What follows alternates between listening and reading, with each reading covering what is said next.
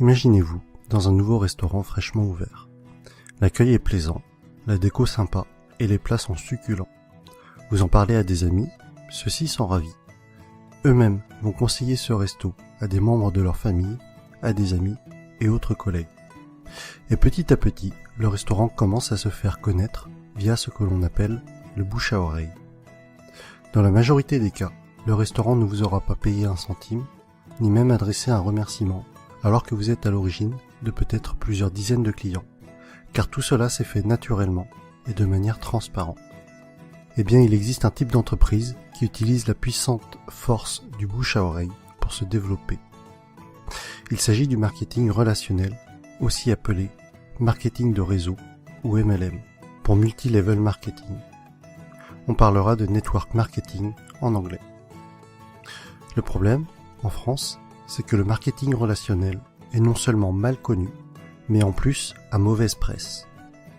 En effet, trop souvent, les médias n'en parlent que dans le cas d'arnaque, et malheureusement, il en existe, et très rarement comme une possibilité de réussir. Les médias, pour attirer de l'audience, doivent faire dans le scandale, dans ce qui choque. Mais ceci est un autre débat. Mais effectivement, certaines entreprises sont des systèmes pyramidaux déguisés. Une pyramide, qu'est-ce que c'est au juste? Je vous invite à cliquer sur cette vidéo pour découvrir une animation très bien faite expliquant ce qu'est une pyramide de Ponzi. En résumé, non seulement c'est une arnaque, mais c'est aussi illégal. Le système est basé sur la promesse de faire de miraculeux retours sur investissement, juste avec de l'argent que tout nouvel entrant va apporter. Autrement dit, l'argent des nouveaux paye le bénéfice des anciens. Et si, à un moment donné, les entrants ne sont pas assez nombreux, eh bien la pyramide s'écroule, car les anciens ne perçoivent plus d'argent. Ce qui est important à comprendre est que lorsque vous entrez dans une entreprise de marketing relationnel, vous êtes avant tout le distributeur d'un produit réel, le représentant d'une marque. Sans produit, ou avec un produit fictif, on rentre alors dans un système pyramidal. D'autre part, dans une pyramide, les anciens sont forcément plus riches que les nouveaux. Dans le MLM, même si plus vous rentrez tôt, plus vous êtes avantagé, cela ne garantit pas du tout votre succès. Un nouveau filleul peut très bien mieux développer son affaire et faire mieux que son parent. Ainsi, dans une entreprise de marketing relationnel, tout le monde est au même stade au début, mais plus elle va grossir et plus elle va avoir d'impact et être puissante. C'est vraiment la force du réseau qui fait qu'une MLM est puissante. Et Robert Kiyosaki insiste vraiment sur ce point dans le livre « L'entreprise du XXIe siècle ». Le pouvoir n'est pas dans le produit, mais dans le réseau. Pour en revenir à ce que l'on évoquait au début de la vidéo, le bouche à oreille est le principal véhicule de communication d'une société de marketing relationnel, si bien qu'il n'y a pas ou peu de publicité.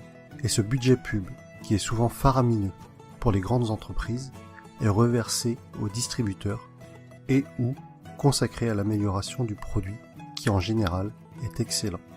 Lorsque vous vous lancez dans le MLM, vous êtes parrainé par une personne et ensuite c'est comme si vous étiez votre propre patron et que vous aviez créé votre entreprise.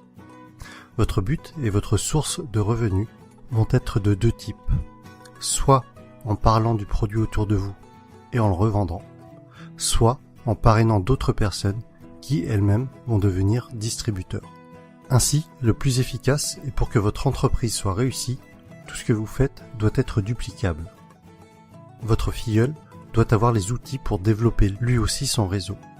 Dans tous les cas, ce qui est important à retenir est que le succès est partagé.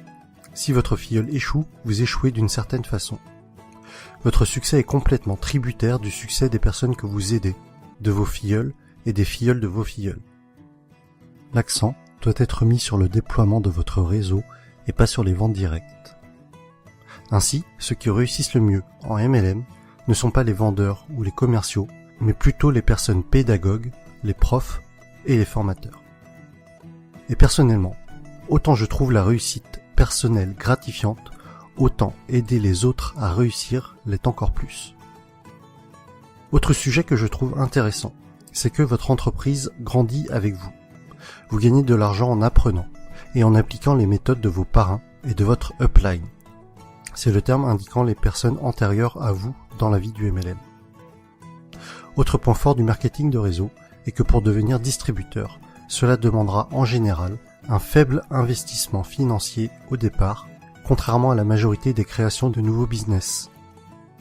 Aujourd'hui, si vous comptez ouvrir une franchise du type McDo, Subway ou Starbucks, il vous faudra probablement plusieurs centaines de milliers d'euros, alors qu'en MLM, cela vous demandera la plupart du temps quelques centaines d'euros. Ensuite, tout est préparé pour vous. Vous allez avoir votre propre boutique en ligne, tout un tas de plans de formation pour vous, mais aussi pour vos filleuls, ainsi que différents kits de présentation. Un autre point essentiel, et qui pour moi m'attire beaucoup, les entreprises de marketing relationnel offrent des paliers au niveau de leur plan de compensation. Pour être plus précis, à partir d'un certain nombre de filleuls, et sans compter les éventuelles primes bonus, vous allez toucher un revenu résiduel, encore appelé revenu hors exploitation, c'est-à-dire un revenu passif. Les bonnes MLM sont donc de formidables véhicules vers l'indépendance financière de fait de ce revenu passif engendré par le parrainage d'autres personnes. Je rajoute que les MLM sont un type d'entreprise qui a une croissance des plus fulgurantes à l'échelle mondiale ces dernières années.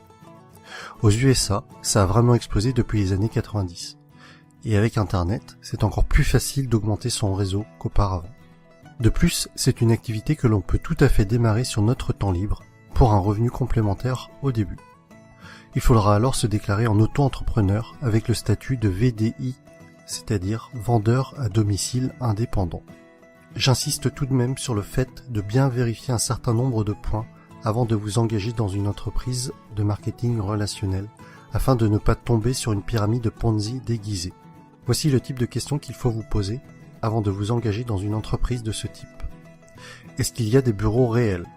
À quels endroits géographiques? Se trouve-t-il dans des paradis fiscaux? Quel est l'historique de l'entreprise? Quelle est la réputation de cette entreprise? Quels sont les avis d'autres personnes sur celle-ci? En conclusion, et si vous avez suivi mon défi personnel, je pense que vous commencez à comprendre pourquoi est-ce que ce type d'entreprise m'intéresse fortement. Travailler pour ses propres rêves et non pas ceux de quelqu'un d'autre.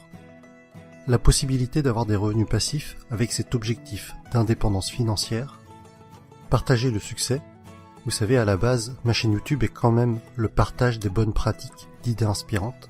Alors si en réussissant dans un domaine, j'arrive à aider d'autres personnes à réussir également, alors j'en serais sincèrement ravi. Autre point que l'on avait évoqué, c'était de gagner de l'argent tout en apprenant.